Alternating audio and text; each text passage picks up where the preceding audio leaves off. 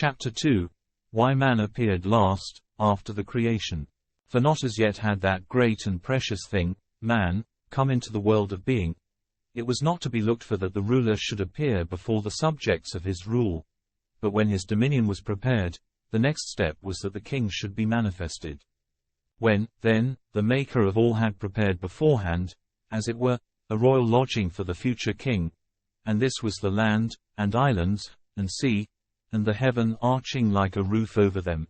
And when all kinds of wealth had been stored in this palace, and by wealth I mean the whole creation, all that is in plants and trees, and all that has sense, and breath, and life, and, if we are to account materials also as wealth, all that for their beauty are reckoned precious in the eyes of men, as gold and silver, and the substances of your jewels which men delight in, having concealed, I say, abundance of all these also in the bosom of the earth as in a royal treasure house, he thus manifests man in the world, to be the beholder of some of the wonders therein, and the lord of others,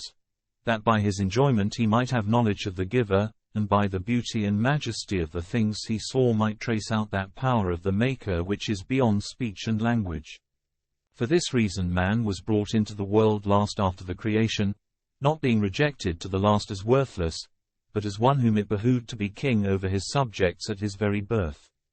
And as a good host does not bring his to his house before the preparation of his feast, but, when he has made all due preparation, and decked with their proper adornments his house, his couches, his table, brings his home when things suitable for his refreshment are in readiness. In the same manner the rich and munificent entertainer of our nature, when he had decked the habitation with beauties of every kind, and prepared this great and varied banquet, then introduced man, assigning to him as his task not the acquiring of what was not there, but the enjoyment of the things which were there.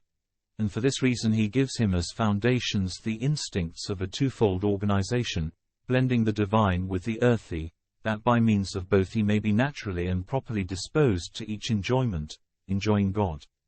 If you enjoyed this talk, consider subscribing to this channel and click on the notification bell, then you will know when new content is added to this playlist. Thank you for listening, and have a blessed day.